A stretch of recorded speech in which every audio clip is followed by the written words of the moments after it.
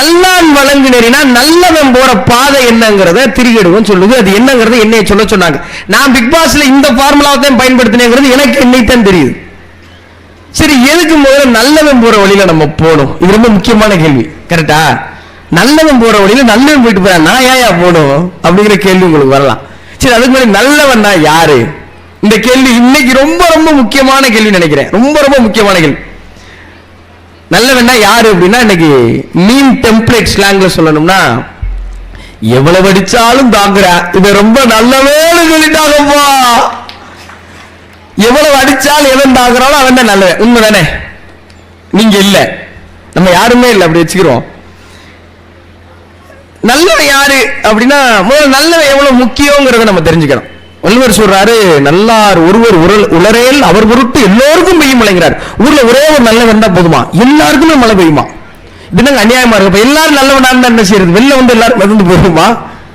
எல்லாரும் நல்லவனா இருக்க முடியாதுங்கிற அந்த யதார்த்தத்தை நம்ம புரிஞ்சுக்கணும். நல்லவன் தென்கட்சி கோஸ்வாமிநாதனையா ஒரு கதை சொல்வார். இந்த இடத்துக்கு ரொம்ப பொருத்தமா இருக்கும், அதை உங்கள்கிட்ட பகிர்ந்துக்குன்னு ஆசைப்படுறேன். ஒரு ஊர்ல நான் சொன்ன மாதிரி மழை வந்து வெள்ளம் வருதான், தாங்க முடியாத வெள்ளம், ஊரே அழிஞ்சிருமோன்னு எல்லாரும் பயப்பட்டு இருக்கிறாங்க. இப்ப ஒருத்தர் சொல்றாரு, இந்த ஊர்ல ஒரு பெரியவர், நம்மள யாரோ ஒரு கெட்டவன் இருக்கான், அவனை அழிக்கிறதுக்கு தான் இயற்கை இந்த மாதிரி எல்லாம் செய்யுது, அவனை கண்டுபிடிச்சு அவனை நம்ம காட்டி கொடுத்துட்டோம்னா நம்ம எல்லாம் தப்பிச்சிருவோம் அப்படின்னு அவர் சொல்லியிருக்காரு. இப்ப எப்படி கண்டுபிடிக்கிறது? ஒரே ஒரு கெட்டவன் யாரு கை அப்படின்னா யாராவது இருக்குவாங்களா? நான் தாங்க இந்த ஊர்ல கெட்டவன், யாராவது இருக்குவாங்களா? யாருமே. இப்ப எப்படி கண்டுபிடிக்கிறது அப்படின்னா அவர் ஒரு ஐடியா சொல்லியிருக்காரு. நம்ம ஊருக்கு வெளியில ஒரு பெரிய மண்டபம் இருக்கு, எல்லாருமே அந்த மண்டபத்துல பாதுகாப்பா இருந்துக்குவோம். மழை பெஞ்சுக்கிட்டு கொட்டுன்னு கொட்டுது. அந்த மண்டபத்துல இருந்து 100 அடி தூரத்துல ஒரு பனைமரம் ஒண்ணு இருக்கு. ஒவ்வொருத்தரா போய் அந்த பனைமரத்தை தொட்டுட்டு வருவோம். யாரு கெட்டவனோ அவன் போய் பனைமரத்தை தொடுறப்ப இடி விழுந்துரும், அவன் செத்துருவேன். ஏன்னா மரம் இருந்துச்சுன்னா இடி நேரடியா அவன் தாக்கும் இல்லையா, நம்ம கூட தப்பிச்சிடலாம் அப்படின்னு ஒரு ஐடியா கொடுத்துருக்காரு. எல்லாரும் போல முடியாது இருக்காங்க. அப்புறம் வம்படியா எல்லாரும் போறப்ப நம்ம மட்டும் தனியா இருந்தா நம்ம எந்த கெட்டவன் சொல்லி எல்லாரும் போயிட்டாங்க. இப்போ நம்ம ஒவ்வொரு ஆளா போய் தொடுறாங்க. ஒரு சின்ன கிராமம், ஒரு 150 பேர் தான் இருக்காங்க. ஒவ்வொரு ஆளா தொட்டு வராங்க, இடி விழுகவே இல்லை. இப்ப 149 ஆள் தொட்டாச்சு. கடைசி ஒரே ஒரு ஆள் சும்மாவே கன்ஃபார்ம் பண்ணிருப்பாங்க அவன் தான் அந்த ஆள் இல்லையா. இப்ப அவனை அனுப்புறாங்க. அவன் போக மாட்டேன், நான் போக மாட்டேங்கிறான். போடா, நீ தொட்டாதான் நாங்க தப்பிக்க முடியும் சொல்லி எல்லாரும் அனுப்புறாங்க. அவன் நடுங்கிக்கிட்டே போய் பனைமரத்தை தொட்டிருக்கேன். மட்டாறு விழுந்து கிட்டி எங்க மண்டபத்துல இவங்க ஊரா சேர்த்து போயிட்டா, அந்த ஆள் மட்டும் பொழைச்சிட்டான். இப்படி நல்லவை யாருன்னு கண்டுபிடிக்கணும்னா ரொம்ப பெரிய சிக்கலாயிரும். இந்த நல்லவை யாருங்கிற கேள்விக்கு இன்னைக்கு சமகாலம் என்ன சொல்லுது? நல்லவன் அப்பாவியா இருந்தா அவன் என்ன சொல்லுவான்? நல்லவன்பா. ரொம்ப வெகுளியா இருந்தா, புழைக்க தெரியாம இருந்தா அவன் என்ன சொல்லுவான்? நல்லவன்பா. இன்னும் கூட சொல்லும், பாவம் அவன் ரொம்ப நல்லவன். நல்லவன் யாரு? பாவம் அவன் ரொம்ப நல்லவன். ஏன் பாவம் அவன் நல்லவன்? நல்லவர்கள்லாம் பாவப்பட்டவர்களாவே இருக்கணுமா? அப்பாவிகளாவே இருக்கணுமா? புழைக்க தெரியாதவர்களாவே இருக்கணுமா? ஏன் புத்திசாலிகளா இருக்க முடியாதா? சரி, இப்படி ஒரு கேள்வி வைப்போம். இங்க யாரெல்லாம் நல்லவர்கள் கை தூக்குங்க வைப்போம். இவ்வளவு கல்லஞ்சக்காரர்களா? நன்றி, தூக்கணும் எடுத்த முயற்சியே பெருசு. சரி, இப்ப இது தூக்கிடலாம். அடுத்து ஒரு கேள்வி கேட்கிறேன், கண்டிப்பா உங்க பக்கத்துல ப்ரூஃப் இருக்குங்கிற நம்பிக்கையோட கேட்கிறேன். எல்லாரும் உங்க பிள்ளைகளை என்ன சொல்லி வளர்க்குறீங்க?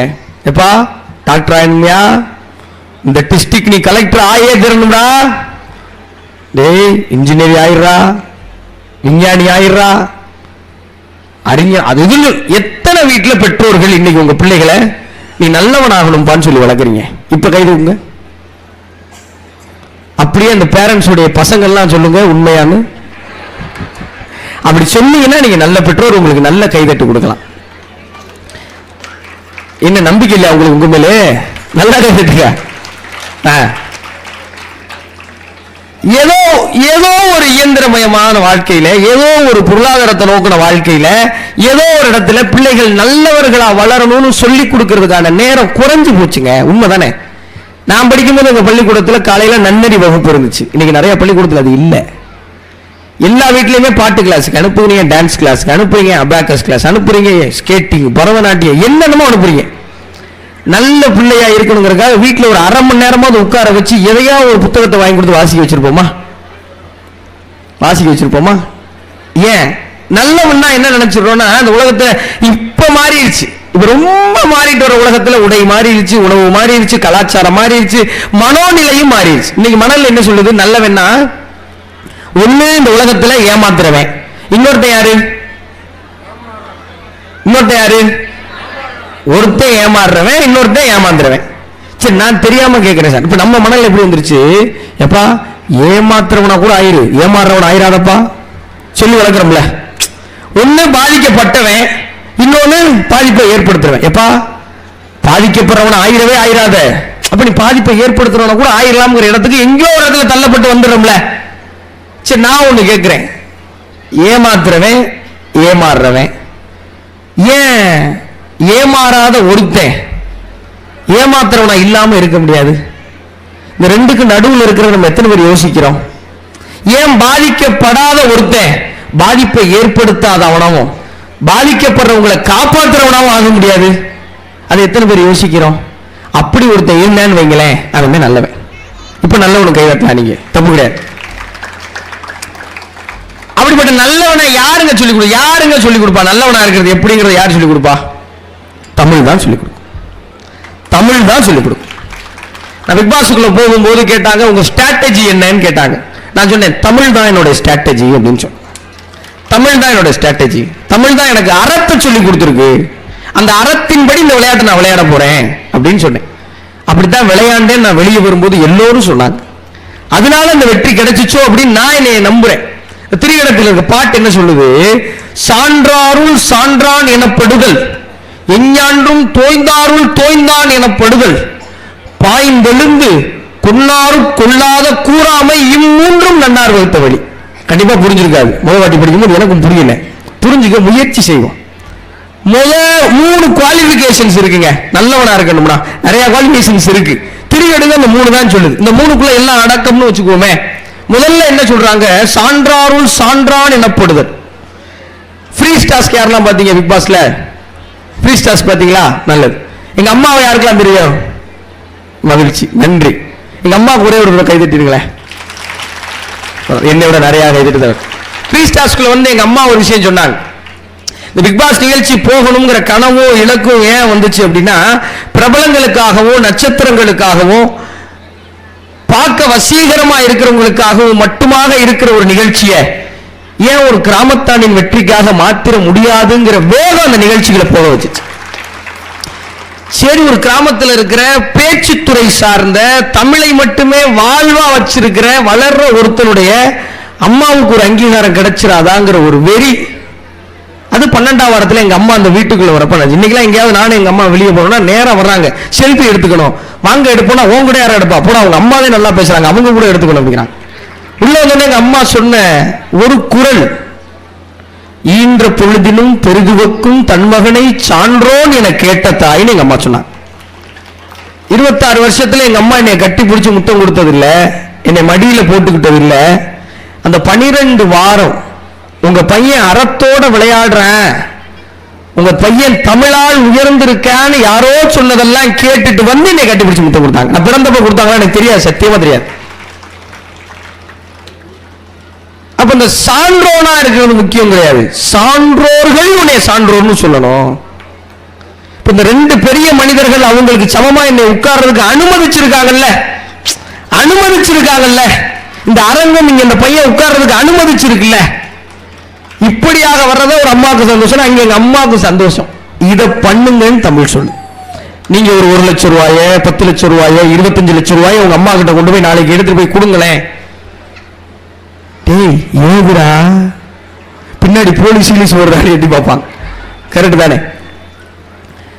திடீர்னு நகையை வாங்கிட்டு போய் வீட்டில் கொடுங்களேன், வீட்டம்மா கிட்ட. என்னங்க ஏதாவது தப்பு பண்ணிருக்கீங்களா? எதுக்கு இப்ப? இதே யாரோ ஒரு பெரிய மனிதர் வந்து உங்ககிட்ட உங்க புள்ள, உங்க கணவர், உங்க மனைவி ரொம்ப நல்லவங்கன்னு சொன்னாங்கன்னு வைங்களேன், அந்த நினைவு சாகம் தொட்டு மனசை விட்டு நீங்குமா? சாகம் தொட்டு மனசை விட்டு நீங்குமா? இதை செய்யுங்கன்னு சொல்லுது தமிழ். இவன் தான் நல்லவன். நம்ம நினைச்சோம்ல எவ்வளவு அடிச்சாலும் தாங்குற அவன் தான், அது இல்ல நல்லவன். சான்றோர் சேர்ந்து ஒருத்தனை சான்றோர்னு சொன்னா அவன் தான் நல்லவன் அப்படின்னு சொல்லுது தமிழ். பாரதி இப்படி சொல்லுவார் பாப்பா பாட்டுல, யாரு பெரிய ஆளு நீங்க சொல்லுங்க, யாரு பெரிய ஆளு? ஒரு பெரிய அரசியல் தலைவரா, இல்ல ஒரு பெரிய நட்சத்திர நடிகரா, இல்ல பெரிய பொருளாதாரம் உடையவரா? பாரதி சொல்றாரு, நீதி, உயர்ந்த மதி, கல்வி, அன்பு நிறைய உடையவர் வேலூர் அப்படிங்கிறார். என்னெல்லாம் குவாலிபிகேஷன் இருக்கணுமா? அதெல்லாம் இதுக்குள்ள எல்லாம் வந்துருக்கிறேன். நல்லவனா இருக்கணும், நீதி இருக்கணும், உயர்ந்த மதி, அன்பு நிறைய உடையவர் மேலூர். இப்ப இதெல்லாம் இருக்கிறவங்க சரிங்க, நீதி, உயர்ந்த மதி, கல்வி. கல்வினா என்னங்க? சார் ஆரம்பிக்கும் போது சொன்னாங்க, எது இந்த உலகத்தை மாற்றும்? கல்விதான் மாற்றும். தமிழ்நாட்டில் ஒரு 10,000 பள்ளிக்கூடங்கள் தான் இருந்துச்சு. இன்னைக்கு எல்லாருக்கும் கல்வி வந்து சேர்ந்துருச்சு. கூடவே ஏதேதோ வளருதே, கூடவே விரும்பத்தகாத ஏதேதோ வளருதே. பள்ளிக்கூடங்கள்ல நம்ம கற்பனைக்கு எட்டாத, காது கொடுத்து கேட்க முடியாத, வாசிச்சா கண்ணு கூசுகிற செய்திகளை பார்க்கிறோம்ல. எது கல்வி அப்படின்னா, ஒரு அமெரிக்கன் கல்வியாளர் சொல்றாரு, ஜான் டூவின் பேர். அவர் என்ன சொல்றாரு, வாழ்க்கைக்கு உங்களை தயார்படுத்துவது அல்ல கல்வி, வாழ்க்கையே தான் கல்விங்கிறார். வாழ்க்கையே தான் கல்வி அப்படின்னா என்ன? அண்ணன் நாடு இப்ப இந்த 10 நாள் புத்தகத்தில் நடக்குதா? 10 நாள் இங்க வந்து இங்க மேடையில் பேசுகிற அறிஞர்களை கேட்பது உங்கள் வாழ்க்கையின் ஒரு பகுதி தானே. அது உங்களுக்கு ஒரு கல்வியை கொடுக்கணும், அதுதான் கல்வி. இந்த பட்டிமன்றத்துலாம் ஒரு செய்தி ஒன்று சொல்லுவாங்க. ஒரு ஊர்ல ராமாயணம் நாடகம் போட்டாங்களாம், 10 நாள் போட்டாங்களாம். ஒரு வீட்டுல ஒரு கணவர், பொதுவா நம்ம எல்லாரும் வீட்டிலே இருக்கிற மாதிரி வீட்டம்மா மதிக்கிறதே கிடையாது, அந்த ஆளுக்கு ஒன்றும் தெரியாது, இந்த மனநிலையிலே இருந்திருப்பாராம். 10 நாளுமே நாடகம் பார்த்திருக்காரு. நம்ம 10 நாள் விட்டுருச்சு. அதை வீட்டுல தப்பு பண்ணும்போது கேட்க மாட்டாங்க, பண்ண விட்டுட்டு கேட்பாங்க பாத்தீங்களா? அந்த மாதிரி 10 நாள் விட்டுருச்சு. அந்த அம்மா நாடகம்லாம் முடிஞ்சதுக்கு அப்புறம் கூப்பிட்டு கேட்டிருக்கு, 10 நாள் போனியே என்ன புரிஞ்சிச்சு, எங்க ஏதாவது சொல்லு அப்படின்னு இருக்கு அந்த அம்மா. அவர் மண்டே சொல்லிச்சிருக்கிறார். கோவத்தின் உச்சிக்கு போன அம்மா என்ன சொல்லியிருக்கு, பக்கத்துல ஒரு சாணி கூடைய பார்த்து இதுல போய் வாளியில தண்ணி இறைச்சு கொண்டான் இருக்கு. அந்த ஆளு தண்ணி இறைச்சு, அந்த சாணி கூடைனா உங்களுக்கு தெரியும்ல, அந்த வேர்களை வச்சு பின்னிருப்பாங்க, அதுல தண்ணி நிக்காது. அவரை கொடுத்தாந்து எடுத்துட்டு வந்திருக்காரு. மறுபடியும் போட்டிருக்கு, மறுபடியும் போயிருக்காரு, மறுபடியும் 10 வாட்டி போயிட்டு வந்திருக்காரு.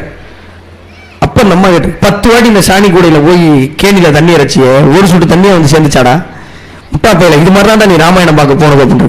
அப்ப அவர் சொன்னாரா, ஆமாமா 10 தடவை போனேன், ஒரு சொட்டு தண்ணி கூட வரல, ஆனா அந்த கூடை சுத்தமாயிருச்சு பாருன்னாராம்.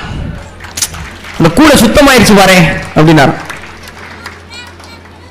அதைத்தான் உங்க வாழ்க்கையில நீங்க தெரிஞ்சுக்க வேண்டியது. நீங்க அறிவாளி ஆயிட முடியுமா, புத்திசாலி ஆயிட முடியுமா, எங்கேயோ போய் ஏதோ உயரத்தை அடைஞ்சிட முடியுமா? இல்ல, இந்த வாழ்வியல் கல்வி உங்ககிட்ட இருக்கிற சில அழுக்குகளை நீக்கிரும். நீங்க சரியா இருப்பது மட்டும் அறம் அல்ல, உங்கள் தவறுகளை நீக்குதலும் அறம் தான். இதைத்தான் தமிழ் சொல்லிக் கொடுக்கும், இதைத்தான் திரியடுங்கன்னு சொல்லுது.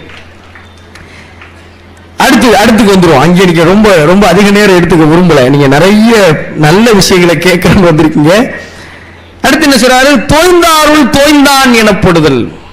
யாருன்னா உங்க ஃப்ரெண்டு, இவர் தான் என் ஃப்ரெண்டுன்னு உங்களை சொல்லணுமா, அப்பதான் நீங்க நல்லவனா. எப்ப நீங்க பக்கத்துல இருக்கும்போது கிடையாது, நீங்க போனதுக்கு அப்புறம் இதெல்லாம் ஒரு ஃப்ரெண்டு அப்படின்னு சொல்லக்கூடாது, இவன் தான்டா என் ஃப்ரெண்டு. வள்ளுவர் நட்புக்கு பக்கமுகமா இருக்கார், பக்கமுகமா இருக்கார். ஒரு விஷயம் சொல்றார், நட்புனா என்ன? உடுக்க இழந்தவன் கை போல அங்கே இடுக்கன் களைவராம் நட்பு, எல்லாருக்கும் தெரிஞ்சு வச்சிருக்கிறோம். அதாவது நம்ம வேட்டி அவுந்துருச்சுன்னா அதை எப்படி கை வேகமா போய் பிடிக்குமோ, அப்படி நண்பனுக்கு ஒரு பிரச்சனைனா வேகமா போகணும். எங்கிட்டு நண்பன் நான் உதவி கேட்டு வந்துருவானோ, இங்கிட்டு போக கூடாது, அவன்கிட்ட போகணும். அதே நட்பு. இன்னைக்கு அது மாதிரியான நட்பு இருக்கா? யாராவது ஒருத்தர் பிரபலம்னா அவர் நம்ம நண்பர்னு சொல்லிக்கிறதுக்கு துடிக்கிறோம்.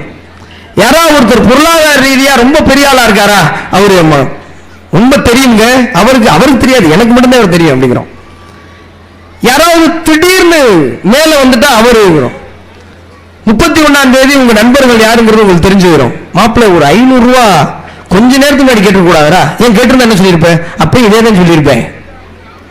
டீ கடைக்கு போய் எல்லாரும் டீ சாப்பிட்டதுக்கு அப்புறம் எல்லாரும் பரிசை தடவும் தருவாங்க, ஒருத்தர் எடுத்து கொடுக்க மாட்டேன். இந்த மாதிரியான நட்புகள் இருக்குல்ல, இத ஒரு நட்பு உண்மையிலே ஆத்மாத்மா இருக்கும்னா அதை பண்ணுங்க, இல்லைன்னா பண்ணாதீங்கன்னு சொல்லுது தமிழ். எதுக்கு போலியான ஒரு நட்புன்னு கேள்வி கேட்குது. எதுக்கு? முக நக நட்பது நட்பன்றுங்கு. சும்மா ஒருத்த வர்றானா மூஞ்சி மேடி சிரிக்காரா, அகநக நட்புக்கு நட்பு. அவனால உனக்கு எந்த பிரதிபலனும் இல்லை, அவனால உனக்கு எதுவுமே கிடையாது. ஒருத்தன் உயர்ந்தாலும் தாழ்ந்தாலும் அவன் தோல் மேல கை போட்டினா அதான் நட்பு, அதுதான் நல்லவங்க. முதல்ல எல்லாரும் சேர்ந்து, சான்றோர்கள் சேர்ந்து, 10 பேர் அயோக்கியர்கள் வந்து இவர் ரொம்ப நல்லவர் சொல்லக்கூடாது, 10 சான்றோர்கள் வந்து உங்களை சான்றோர்னு சொல்லணும். உண்மையிலே நீங்க இல்லாத போதும் கூட உங்களை பார்த்து ஒருத்தர் இவர் என் நண்பர்னு சொல்லி பெருமைப்படணும். அவர் உங்களுக்கு என்னங்க செஞ்சாரு? எதுவும் நம்ம தான் கேட்கும். ஏன்னா என் ஃப்ரெண்டா இருந்து நீ எல்லாம் எனக்கு என்னடா செஞ்ச, திருப்பி அவன் இந்த கேள்வியை கேட்டா அந்த பதில் இருக்குமா? நம்மகிட்டே போக எந்த எதிர்பார்ப்பும் இல்லாத ஒரு பெரும் பிரியம் வச்சிருந்தீங்கன்னா அந்த நட்பை பண்றவங்க நல்லவங்க. 3வது முக்கியமான பாயிண்ட், கொள்ளாத கூறாமை அப்படிங்கிறாங்க. என்ன புரணி பேசாம இருப்பாங்கிறாங்க. அப்படி இருந்தா எப்படிங்க பிக் பாஸ் நிகழ்ச்சியை நீங்க வந்திருப்பீங்க நீங்க கேட்கலாம். ஒரு நியாயமான கேள்வி. நிறைய தொலைக்காட்சி நிகழ்ச்சிகள் நிறைய இருங்க, ஆனா எல்லா தொலைக்காட்சியை விட இந்த பிக் பாஸ் நிகழ்ச்சிக்கு தான் அவ்வளவு பார்வையாளர்கள், கோடிக்கணக்கான மக்கள் பார்க்கறாங்க, கோடிகளை குட்டுறாங்க. ஏன்? 106 நாள் உள்ள ஒருத்தவங்க புரணி பேசுவாங்க. அப்போ நல்லா தானே இருக்கு, நம்மளும் புரணி பேசலாம், அவன் புரணி பேசுறத பார்த்து அதுல நம்ம ஒரு புரணி பேசலாம். இந்த புரணி பேசுறதுக்காக ஒரு நிகழ்ச்சி, அந்த பிக் பாஸ் நிகழ்ச்சி மேல வர்ற விமர்சனம் உண்மைதானே? அதான் நிகழ்ச்சி மேல விமர்சனம். ஏன்னா புரணி ஒரு 105 நாள் 106 நாள் ஒரு ஏசி வீட்டுக்குள்ள உட்கார்ந்துக்கிட்டு சமைச்சு நல்லா சாப்பிட்டுக்கிட்டு தென்னாவட்டா மெத்தையில படுத்துக்கிட்டு புரணி பேசுறாங்க. இந்த நிகழ்ச்சிக்கா எவ்வளவு? ஆனா வெற்றியாளர்களை எடுத்து பாருங்களேன், எந்த நிலையிலும் அந்த 20 பேர்ல எவன் ஒருத்தன் புரணி பேசலையோ அவனை தான் மக்கள் ஜெயிக்க வைக்கிறாங்கிற உண்மையை தான் அந்த நிகழ்ச்சி பறைசாட்டும். அதான் அந்த நிகழ்ச்சி எடுத்துட்டு போய் சேர்க்கு. இந்த பிக் பாஸ் நிகழ்ச்சியில நான் கடைபிடிச்சது என்ன? இந்த 3 எந்த சோதனை வரும்போதும் நான் என் அறத்தை தவற தயாராக இல்லை, தோல்வி வரும்போதும் இழக்க தயாரா இல்லை. ஒருவேளை தப்பு பண்ணிட்டேன், அப்ப என்ன செய்ய வேண்டியிருந்துச்சு? அப்பையும் தமிழ் என்ன சொல்லி கொடுக்குது? தப்பு பண்ணிட்டியா, சரி பரவாயில்ல, திருத்திக்க. என்ன பண்ணிக்க? திருத்திக்க. அதான் ரவுத்திரம் பழகுன்னு பாது. யாராவது தப்பு பண்ணா யோசிக்காம எதிர்த்து கேளு. நீயே தப்பு பண்ணிட்டியா, உடனே யோசிச்சு அதை திருத்தி மாத்து. இதைத்தான் தமிழ் சொல். இதை எவன் செய்யறானோ அவன் தான் நல்லவன். நம்ம நினைக்கிறோம்ல அப்பாவியா மூடியில உட்கார்ந்து அழுகிறவன் அவன் நல்லவன் இல்ல.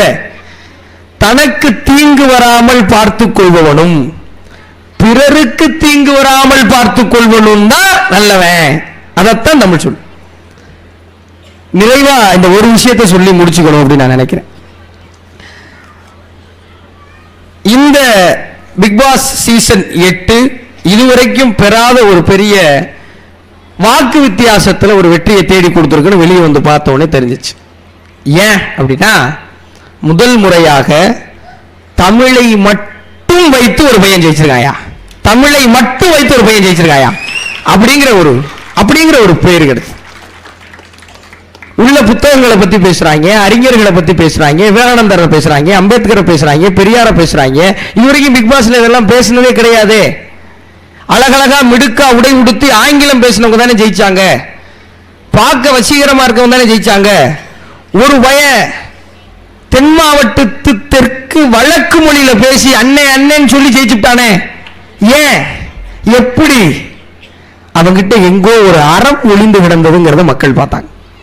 அந்த அறம் பெருவாரியான வாக்கு வித்தியாசத்துல என்னைய பிக் பாஸ் நிகழ்ச்சியில ஜெயிக்க வச்சுச்சுன்னா, இதுவரைக்கும் இருந்த ஆங்கில மோகம், உடை நேர்த்தி, பொலிவான முகத்தோற்றம் அவைகள் மட்டும் உங்களை பிரபலமாக்காது. வெறும் வட்டார வழக்கோடு கொஞ்சோண்டு புத்தக அறிவும் இருந்தால் போதும் பிக் பாஸ் நிகழ்ச்சியில் நீங்கள் வெற்றி பெறலாம்னு ஒரு மூட நம்பிக்கையை என்னால உடைக்க முடிஞ்சதுன்னா, நல்லவனா இருந்தா பிழைக்க முடியாதுப்பா என்கிற மூட நம்பிக்கையை மிக நிச்சயமாக உங்களால் உடைக்க முடியும். நல்லவர்களாக இருங்கள், உலகம் உங்களை கொண்டாட காத்திருக்கிறது என்று கூறி வாய்ப்பளித்தமைக்கு நன்றி பாராட்டி விடைபெறுகிறேன். நன்றி, வணக்கம்.